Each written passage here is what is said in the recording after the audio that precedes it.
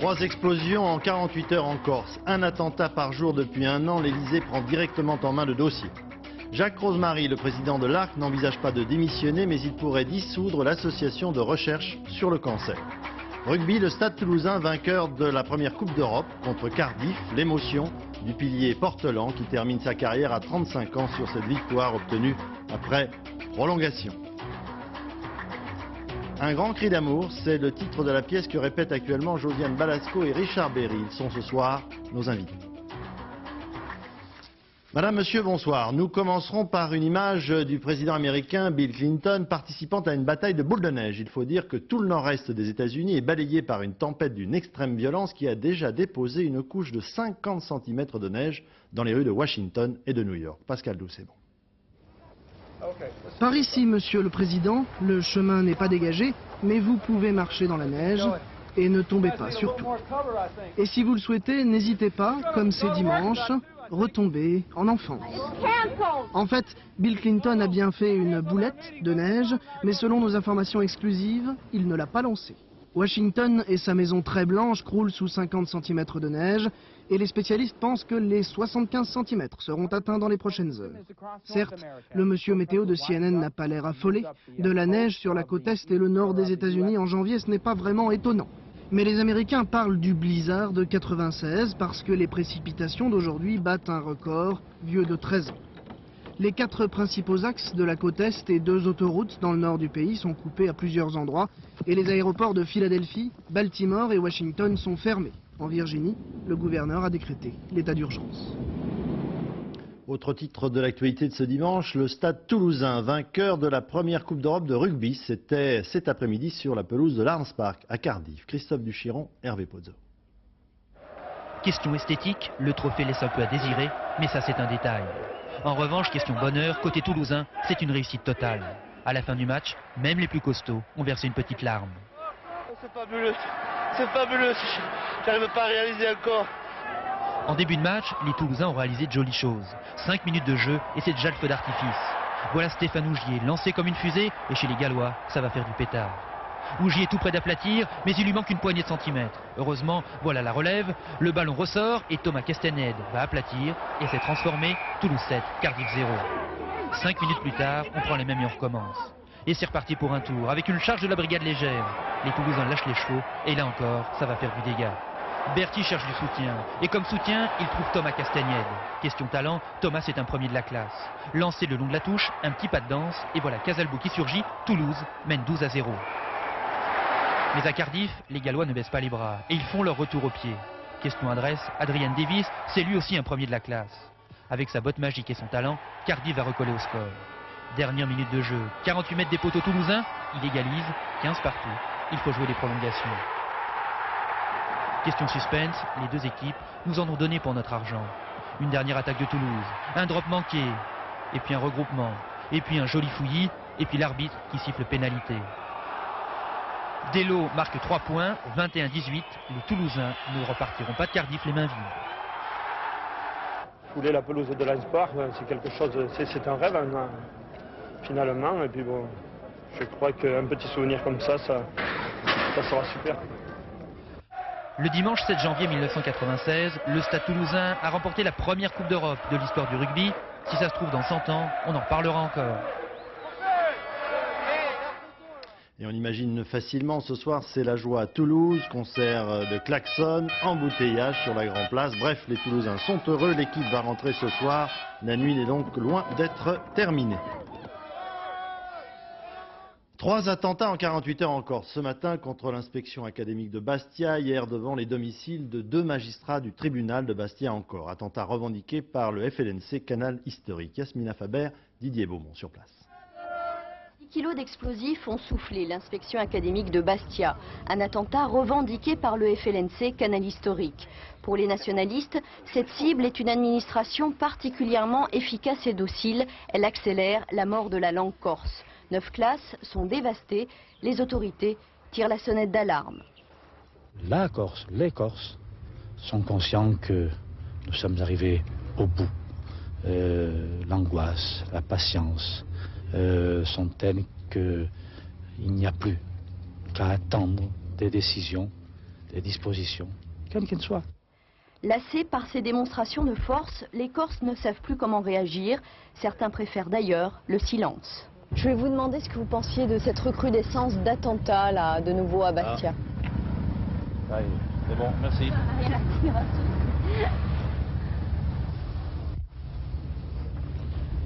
Ça a toujours été comme ça ici, alors.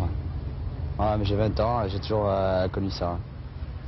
Donc ça va être que ça change un jour. Hein.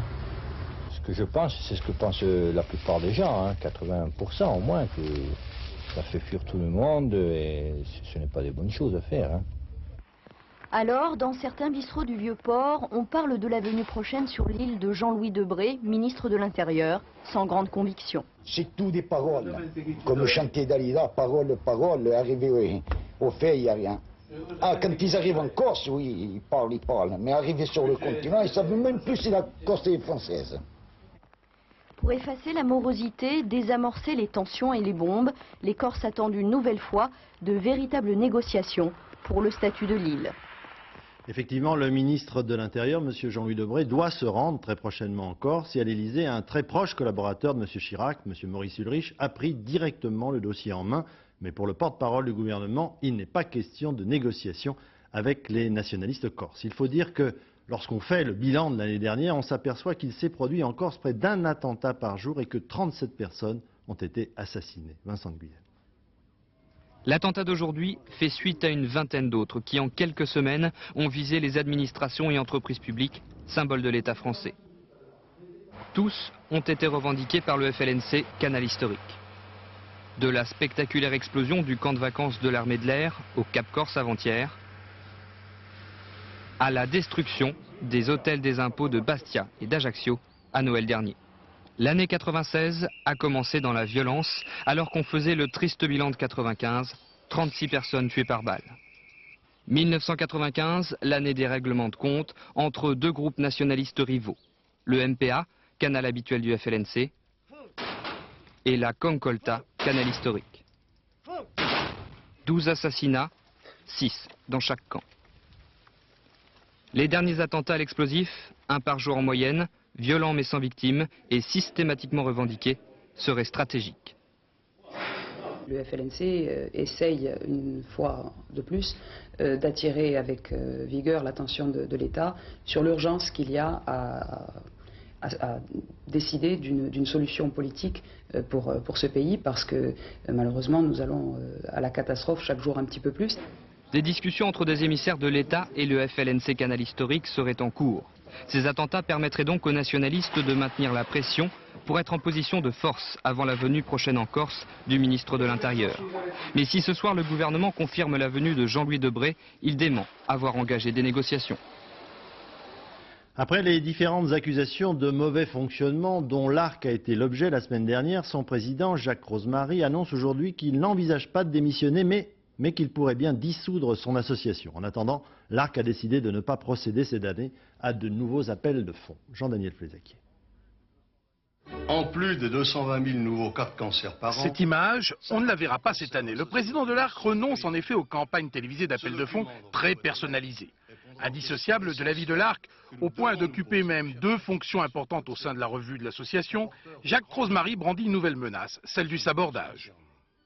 Il est prévu qu'en cas de dissolution, on peut redonner ces sommes à la Fondation de France, qui est une fondation sérieuse et qui aura pour mission, je ferai une assemblée générale, de veiller à ce que ces fonds soient dépensés pour la recherche sur le cancer. Mais l'idée de récupérer la manne financière d'une ARC dissoute ne séduit nullement les responsables de la Fondation de France. Présent sur le plateau de l'émission Polémique, le directeur de la Fondation a tenu à remettre les pendules à l'heure. Premièrement, personne ne dispose de ces fonds. Il y a un conseil d'administration qui doit décider, une assemblée générale qui doit fonctionner à l'ARC et qui doit décider de ce que deviennent les fonds. Personne n'était remplaçable, on change un président et c'est tout. Changer de président, certains membres du conseil d'administration de l'ARC croyaient l'avoir fait mercredi dernier en créant une commission chargée de gérer l'association. Cette commission se réunit et les 5 membres sont complètement libres de leurs décisions et M. Rosemary est en retrait pour le moment derrière cette commission. Cette insistance à vouloir le bouteur de l'Arc agace visiblement Jacques Rosemary, d'autant qu'il se rappelle qu'il y a quelques mois, 2 des 6 membres de cette nouvelle commission avaient signé un appel approuvant implicitement sa gestion et l'attitude de l'Arc, qui niait ne consacrer que 30% de ses fonds à la recherche. On sait déjà qui seront les perdants de la guerre à la tête de l'Arc, les chercheurs et les malades. Et on reparle de l'affaire du match truqué VAOM. À l'époque, celui qui avait dénoncé l'affaire était un joueur valenciennois, Jacques Glassman. Son honnêteté n'avait pas forcément été récompensée, dans un premier temps du moins. Il avait été écarté du club, il n'avait pas retrouvé d'engagement en France et il fut même contraint de s'expatrier dans l'île de la Réunion. Demain, il sera enfin récompensé. La Fédération internationale de football lui remettra en Italie le prix du fair play. François Brabant, Alain Chalon. Il avait décidé de ne plus regarder en arrière. L'affaire, Jacques Glassman en avait soupé. Mais voilà, la FIFA vient de se réveiller et va lui attribuer son prix 95 du fair play. Alors il est venu à Milan le chercher, mais vraiment pour faire plaisir. J'aime pas tellement ça, mais je crois que je renvoie la balle et je suis là, je suis présent. Et... Pourquoi vous aimez pas tellement ça? Écoutez, je sais pas, j'aime pas trop qu'on me parle de moi, tout ça. Je crois que c'est, j'ai toujours dit à tout le monde que j'avais rien fait d'extraordinaire. Et je crois que je le pense au fond de moi. J'ai raconté ce que j'ai vécu et je vois pas ce qu'il y a vraiment de tellement extraordinaire. Cette petite chose pas extraordinaire a pourtant bouleversé sa vie. Depuis ce match du 22 mai 93, si Glassman a beaucoup reçu, ça a surtout été des coups. Contrairement à ceux de Valenciennes ici, les supporters des autres villes de France l'ont sifflé, conspué, provoqué pendant plus d'un an, et c'est ça qui a été le plus dur. Ça m'a fait mal au départ, ça m'a étonné même un petit peu. Bon, je savais qu'il allait y avoir une réaction un petit peu négative, mais bon, maintenant, au bout de quelques matchs, j'ai tout de suite vu que ça allait être continuel. Aujourd'hui, Jacques Glassman est toujours en exil, à La Réunion, en division d'honneur, loin des insultes, de l'argent du foot et des hommages tardifs. Il ne regrette rien. Le Noël des chrétiens orthodoxes tombe un 7 janvier car ils respectent, il faut savoir, le calendrier julien inauguré sous le règne de Jules César. Dans toute la Russie, où l'église chrétienne orthodoxe est la plus représentée, on a célébré avec ferveur cette fête de Noël. Dominique Derda, Georges Janssen. Noël pour ces enfants n'est qu'un jour de vacances comme les autres, un jour où l'on s'amuse à faire de longues glissades sur les toboggans de bois et de glace, construits chaque hiver dans tous les parcs de la ville. Le Père Noël a fini sa tournée depuis longtemps, c'est au soir du Nouvel An qu'en Russie il a distribué ses cadeaux. Au carrefour de l'Europe et de l'Asie, toutes les superstitions s'enchevêtrent. Les Russes suivent ainsi le calendrier chinois qui veut que l'année du cochon cède la place à celle du rat. Pour ces orthodoxes privés pendant des décennies de la liberté de pratiquer ouvertement leur culte, Noël est avant tout une fête religieuse. À la petite église de la rue du Télégraphe au centre de Moscou, les premiers fidèles arrivent bien avant la messe de minuit. L'évêque, au fil des 10 dernières années, a vu son église se remplir peu à peu. C'est la spiritualité du peuple qui est profonde dans les cœurs de chacun. Les peuples sont profondément croyants.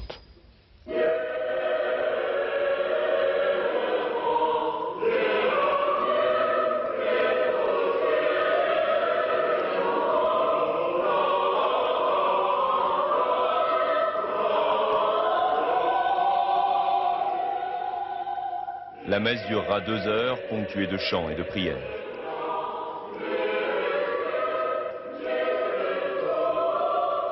En ces temps difficiles, alors que le pays est plongé en pleine crise économique, beaucoup viennent ici chercher un réconfort, implorer une grâce. La célébration de Noël est une fête qui renaît. Et de plus en plus de non-croyants, des athées, viennent à l'église à cette occasion pour se purifier. La vie est tellement dure, dit cette femme, que pour ne pas être tentée par le mal, il faut croire au bien. Il faut espérer sa victoire et enseigner cela à nos enfants. Les plus pauvres sont restés à la porte. En ce jour de Noël, eux espèrent profiter au passage des vœux de charité des fidèles de l'Église. Beaucoup plus prosaïque le reportage qui va suivre. Ils sont en effet 3 heureux gagnants du loto britannique. Sans vainqueur depuis 15 jours maintenant, eh bien ils vont se partager ce soir 300 millions de francs. Maryse Burgot à Londres. Hier soir, 20 millions de Britanniques étaient devant leur télévision. 20 h, c'était l'heure du tirage du loto sur la BBC. Audience record pour un jackpot record. Au Sports Café de Londres, on se passionnait surtout pour le match de football américain. Mais à 20 h précise, le loto a réussi à détrôner le football. À 20 h, tout le monde a sorti son ou ses tickets de loto et il y avait comme de la déception dans l'air. C'est la vie. D'un côté, j'y croyais pas vraiment et d'un autre côté, vous vous dites que vous avez vous aussi votre chance. C'était possible de gagner. Tout ça, c'est pas vraiment important. Le plus important, c'est le match de football. Le plus important, c'est que l'équipe de Pittsburgh gagne. Et voilà les bons numéros. Ils sont 3 à avoir parié sur ceux-là. 3 chanceux qui vont se partager la bagatelle de plus de 300 millions de francs. Les ordinateurs du loto britannique ont rendu leur verdict. 3 gagnants, dont 2 qui ce soir ne se sont toujours pas manifestés. Et c'était un peu étonnant, mais peut-être qu'ils restent jusqu'à demain pour nous contacter. On ne sait pas. Ou peut-être qu'ils ne connaissent pas qu'ils ont gagné l'argent. La société Camelot, qui gère le loto en Grande-Bretagne, a tout lieu d'être satisfaite. Ce consortium privé a fait cette semaine un chiffre d'affaires de plus d'1 milliard de francs. Il y a donc ce soir 4 grands vainqueurs. Les 3 tickets gagnants et la société Camelot. Retour en France, ouverture demain à Lyon du procès de 5 braqueurs qui n'étaient autres que des policiers. Cette bande a multiplié les hold-up, n'hésitant pas à abattre 3 hommes au passage. Dominique Verdeillan. Au cinéma, cela fait rire. Dans la réalité, cela fait plutôt grincer des dents. Le 14 novembre 90, comme dans un bon film policier, des voitures de police s'engouffrent dans le palais de justice de Lyon. Comble de la situation, les personnes arrêtées sont aussi des policiers. Ils sont au nombre de 5, tous issus du même commissariat du 3e arrondissement. Inspecteurs, brigadiers, enquêteurs, il n'est plus question de bavure mais de dérive. Avec 9 truands du milieu, la bande des 5 a commis 53 braquages, banques, supermarchés et même bars PMU. Butin total en 5 ans de méfaits, 4 millions d'euros. Mais surtout, 2 convoyeurs de fonds et un passant sont morts lors de fusillades. Alors ce procès devra répondre à une question: comment des policiers se sont-ils mis à jouer à leur tour aux voleurs? Il y a vraisemblablement une perte des repères. Je crois que c'est cela l'essentiel en ce qui les concerne. Peut-être pour certains d'entre eux un engagement ludique que l'on peut qualifier de ludique. Et ensuite, bien évidemment, un doigt mis dans un engrenage sans retour. Peu après leur arrestation, les 5 policiers ont été révoqués. Aujourd'hui, ils encourent la perpétuité.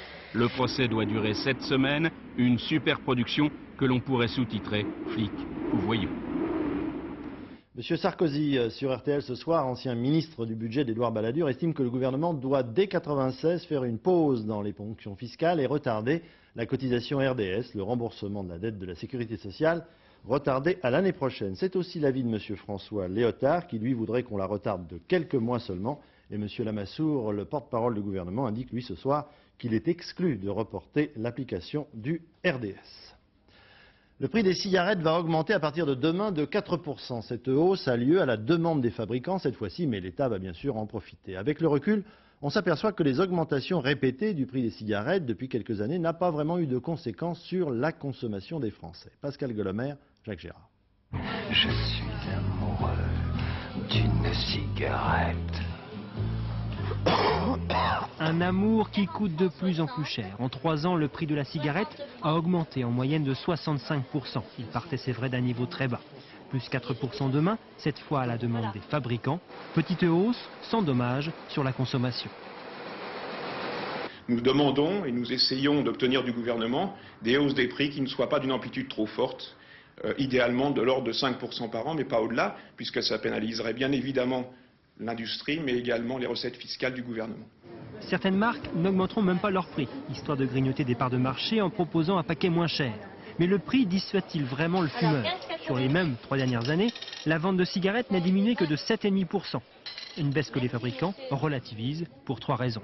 La première, c'est que parallèlement à cette baisse, on a vu une augmentation des cigarettes à rouler et des petits cigares, une augmentation assez importante. La deuxième, c'est que, étant devenues quasiment les cigarettes les plus chères d'Europe, en tout cas plus chères que tous les pays qui sont autour de nous, nous avons perdu toutes les ventes frontalières. Et la troisième, c'est qu'on commence à voir un début de contrebande en France, parce que notre fiscalité étant très élevée, on commence à voir arriver les cigarettes en provenance des pays de l'Est. Pour ceux qui luttent contre le tabagisme d'ailleurs, la hausse des prix ce n'est pas la panacée, loin de là. Je crois qu'il y a une grosse lacune en France, c'est qu'il n'y a absolument pas de politique de prévention, il n'y a absolument pas d'argent qui est dépensé pour faire de la prévention, et tant qu'on n'aura pas des informations pour inciter les gens à ne pas commencer, on n'arrivera pas véritablement à faire baisser la consommation, surtout en ce qui concerne les jeunes. Avec cette hausse, l'État, lui en tout cas, verra ses recettes fiscales augmenter encore un peu, lui qui a perçu l'an dernier plus de 50 milliards de francs de taxes sur le tabac. Séquence détente aujourd'hui au Grand Bornand en Haute-Savoie s'est déroulée une traditionnelle course de chiens de traîneau. Benoît Gadret, Philippe Évêque. Allez, on y va. Allez, Clouc. Le musher lance ses chiens dans la course. À pleine vitesse, le traîneau file sur la piste enneigée du Grand Bornand. Ils sont les vedettes de la course. Husky, Malamute, Samoyède, des chiens nordiques avides de grands espaces. Du loup, leur ancêtre, ils ont gardé un caractère sauvage, ce qui ne les empêche pas de fonctionner au sentiment. C'est un chien qu'il faut câliner et lorsque vous faites ça régulièrement, c'est-à-dire que si jamais vous avez ce type de rapport avec le chien, ça se retrouve autant au niveau de l'entraînement qu'au niveau traîneau. Comme au tiercé, le départ se fait en ligne avec plusieurs catégories selon l'importance de l'attelage. L'homme qui donne les ordres s'appelle un musher. S'il est en parfaite osmose avec ses chiens, son attelage peut atteindre une vitesse moyenne de 30 km/h. Depuis quelques années, les courses de chiens de traîneau se développent en France. Mais gare au coup de cœur, car pour s'épanouir, le chien nordique, et en particulier le husky, a besoin de vivre en meute et de se plonger régulièrement dans cette atmosphère Grand Nord. Affluence record aujourd'hui au Louvre à Paris. Il faut dire que l'entrée était gratuite à l'initiative du ministère de la Culture.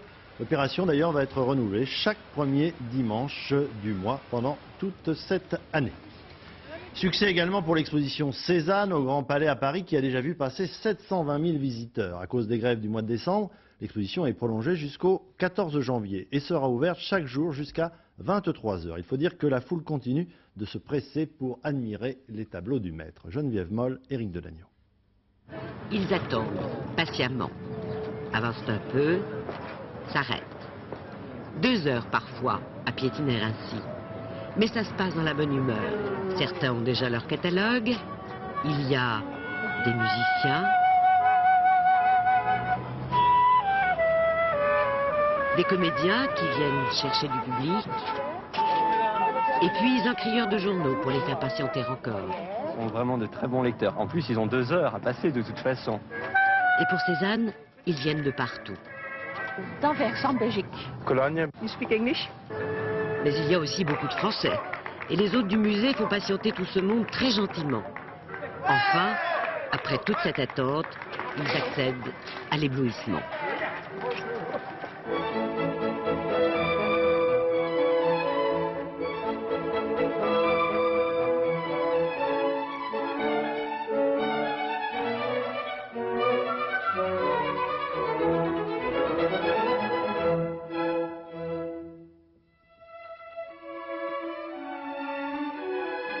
Fabuleux. Très bien, Cézanne est un très joli peintre. J'aimais bien les joueurs de cartes. Puis les couleurs vives. Ah, formidable. Et quand on a tellement aimé une exposition, on essaie d'acheter tout ce qu'on peut, selon ses moyens. Des livres, le CD-ROM, des cassettes, des posters et surtout des cartes postales. En 2 heures d'attente et 2 heures de visite, les 720 000 personnes qui ont déjà vu cette exposition se sont accordées 4 heures de bonheur. On peut espérer qu'il y aura autant de monde pour voir votre pièce. J'espère qu'ils la verront, parce que j'ai l'impression que tous ces gens qui attendent font que passer dans les tableaux.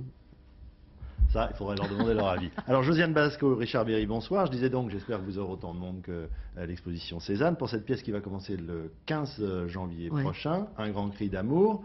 Alors, avant d'avoir un extrait, je voudrais que vous nous donniez une idée du scénario. Idée du sujet. Eh bien, le grand cri d'amour, c'est la pièce que 2 comédiens vont répéter ensemble. C'est Hugo Martial et Gigi Ortega. Ces deux personnes ne sont pas vues depuis 10 ans, ils ont vécu ensemble, ils ont eu des succès ensemble, ils sont séparés, ils sont en très mauvais termes et ils se détestent cordialement. Et là, le moment qu'on va voir, c'est le moment où ils se retrouvent pour la première fois ensemble alors qu'ils ont été plus ou moins obligés de se retrouver sur scène. Alors, on va voir un extrait de cette pièce, donc c'est une répétition, précisons-le. Qu'est-ce que tu as fait de beau pendant tout ce temps? J'ai réappris à vivre. Et toi? Pour moi, ça va très bien. Merci. Tu sais, quand on bosse beaucoup, on voit pas le temps passer. Hugo, si tu arrêtais ton cirque, 5 minutes. Mon cirque? C'est toi qui parles de cirque? Tu te prends pour qui? L'être supérieur, au-dessus de la mêlée? Tu croyais que sans toi, j'allais m'arrêter de vivre? T'imaginais quoi? Un coup de désespoir? Et hop, on se jette par la fenêtre du rez-de-chaussée. Tu sais de quelle hauteur exacte je suis tombé? Non, et j'en ai rien à foutre. 2,50 m, espèce de trou du cul! Fais attention, Gigi, tu n'as pas encore signé ton contrat. Tu sais, ces pages dactylographiées en plusieurs exemplaires au bas desquelles tu mets une croix. Voilà. Elle est un peu fatiguée, mais bon, pour aujourd'hui. Allez, on y va pour un grand cri d'amour. Alors, on ne se rend pas forcément compte dans cet extrait, mais en fait, cette pièce, c'est un duo d'amour et d'humour aussi. Ah ben, ce sont des gens qui vont se bouffer le nez, et moi, ça m'a toujours fait rire. Les gens qui s'engueulent alors qu'ils ont derrière eux un passé d'amitié, d'amour, et qui s'engueulent, moi ça me fait rire. Alors, Josiane Balasco, Gigi, c'est une femme un petit peu larguée dans la vie, c'est une comédienne qui n'a plus de travail. C'est une has-been, on peut le dire, c'est une has-been alcoolique, elle s'en est sortie, elle a fait 6 mois de cure, mais elle arrive quand même, elle a reçu, quoi, elle a morflé. Elle a beaucoup donné. Voilà. Oui. Alors, Josiane Balasco, c'est le rôle de femme un peu larguée comme ça, vous aimez ce type de rôle, hein, vous aimez c'est le contraire de moi. Je crois qu'on aime bien jouer des personnages qu'on n'est pas forcément dans la vie. Et vous les sentez bien? Pourquoi vous les sentez? Pourquoi je les sens bien? Parce que moi j'en ai vu beaucoup de femmes larguées. Moi j'ai vécu dans un bistrot quand j'étais môme, mais des gens largués dans les bistrots, c'en est plein, ils s'accrochent au comptoir. Alors, Richard Berry est à côté de vous. Pourquoi Richard Berry? Je me le demande. Non, Richard, pourquoi? Parce que c'est un excellent, un formidable comédien. D'abord.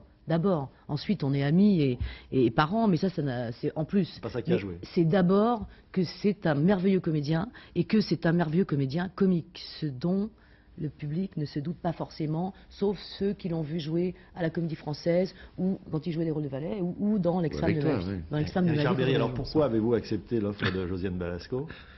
Mais parce que c'est une offre de très bonne qualité. Non mais ça, dans cette pièce dont j'ai vu quelques heures de répétition, on casse un peu l'image, vous êtes quand même un séducteur au cinéma, vous ne jouez pas les bossus, donc là vous cassez un peu votre image. Mais pour la même raison que ce qu'a dit Josiane auparavant, c'est-à-dire qu'on adore jouer des choses les plus différentes possibles de soi. Et puis en plus là, c'est pas si éloigné que ça, je veux dire. Moi je dirais que la pièce c'est effectivement un duo d'amour, mais c'est aussi une longue engueulade, comme le dit Josiane. C'est une engueulade d'1h30, comme Gazon d'ailleurs aussi un peu. Il y avait... Alors dans cette pièce qui a été écrite, mise en scène et interprétée par Josiane Balasco, on s'aperçoit aux répétitions que Josiane Balasco, elle aime bien diriger, non hein?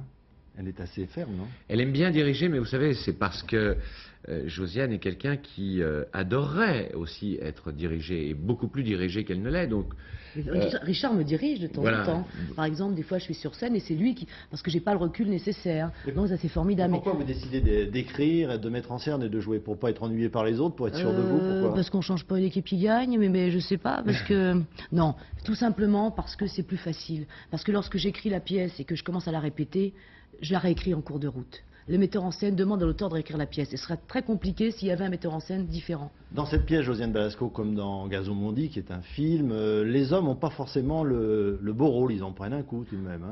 Vous n'avez pas vu la pièce, mais le personnage de Gigi, il est gratiné aussi. Je crois que dans cette pièce, les deux personnages sont assez, tous d'ailleurs, tous ceux, Philippe Bruno et Jean-Claude Bouillon. Mais pour moi, c'est un cri d'amour au théâtre. J'adore les acteurs. Et là, on montre leur faiblesse, on montre leur défaillance et aussi leur courage. Oui. Richard Berry, on se moque un peu des acteurs un peu ringards ou qui se regardent un peu trop dans ce... Oui, on se moque de leur immense narcissisme parfois. Oui. On se moque de leur grande violence aussi. Mais comme le dit Josiane, on les regarde avec énormément de tendresse et beaucoup de lucidité. On s'en moque pas autant que ça parce qu'on montre aussi des aspects extrêmement violents de notre métier, très très douloureux à vivre. C'est ce que je voulais dire. Dans cette pièce, on rit parce qu'il y a des répliques très drôles et vous aimez faire rire, mais en même temps il y a des choses très dures. Bien sûr, parce que la vie d'un acteur, c'est fait, quel que soit son niveau, il peut tomber, il peut descendre, il peut s'arrêter de travailler. On a des exemples parmi les gens qui ont été connus. Vous savez qu'il était assis à votre place hier soir ici? Non. Qui? Al Pacino. Al Pacino. Ouais. Alors, vous êtes sûr que c'était Al Pacino? Oui, que j'ai appelé de Diron. Merci, c'est gentil de me le rappeler. Alors, Josiane Basse, c'est assez rare de voir tout de même une femme auteur, interprète, metteur en scène, non? Non, il y en a quand même. Et Colline Serrault, en ce moment, elle joue. Enfin, je sais pas, elle a joué, elle fait des. C'est rare. Non, c'est pas. Alors, tous les deux, vous alternez théâtre, cinéma. C'est important d'alterner les deux ou c'est comme ça? Pour moi, c'est indispensable. Moi, j'adore. Pourquoi? Parce qu'on trouve des nourritures, des plaisirs dans le théâtre qu'on ne trouve pas du tout au cinéma et réciproquement. Et je crois que, c'est comme dans la pièce, Josiane dit, le tabac rétrécit les artères, l'alcool les dilate, pour une bonne santé, jamais l'un sans l'autre. Eh bien, c'est un peu la même chose avec le théâtre et le cinéma. Peut-être qu'au théâtre, au cinéma, on perd un peu le contact immédiat. Ah non, mais au théâtre, on biche tous les soirs. D'abord, on a peur tous les soirs, et on jubile tous les soirs, et on donne, c'est un acte d'amour tous les soirs avec une personne différente qui est le public. Et ça, on l'a pas au cinéma. C'est un effort continu aussi. Moi, je suis d'accord avec il y a une espèce de discontinuité qui parfois est frustrante. Bien. Ben, ça tombe bien que vous soyez d'accord, on va conclure là-dessus parce que dans la pièce vous êtes rarement d'accord. Hein. Ça peut arriver, vous verrez. C'est moins qu'on puisse dire. Quand on est d'accord, c'est pas forcément le mieux. On répète que la pièce commence au théâtre de la Michaudière, c'est le 15 janvier. Et puis il y a deux autres acteurs, on va les citer avec vous dans cette pièce, Jean-Claude Bouillon et Philippe Bruno, donc à partir du 15 janvier au théâtre de la Michaudière. On va terminer avec une belle histoire dont nous avons quelques images. Il s'agit de Willy. Willy a été le héros de deux grands films à succès aux États-Unis, c'est un orque. Il se trouvait dans un parc d'attractions du Mexique. Eh bien, il est actuellement, vous allez le voir, rapatrié par avion pour finir sa vie le plus tranquillement possible dans un aquarium de l'Oregon. Il a d'abord pris le camion et ensuite un avion gros porteur pour le ramener chez lui aux États-Unis. Dans un instant, la météo, Nathalie Riouet, 20h50, Ma femme s'appelle revient avec Anémone et Michel Blanc, 22h20, Taratata, Nagui reçoit entre autres Bernard Lavillier, 22h35, l'édition de la nuit, présentée par Florence Daucher. Demain, 7h50, dans les 4 vérités, Gérard Leclerc recevra notre consoeur Dominique Torres pour son livre Esclave. Et puis, j'aurai le plaisir de vous retrouver demain à 20h. Je vous souhaite une excellente soirée sur notre chaîne. Bonsoir.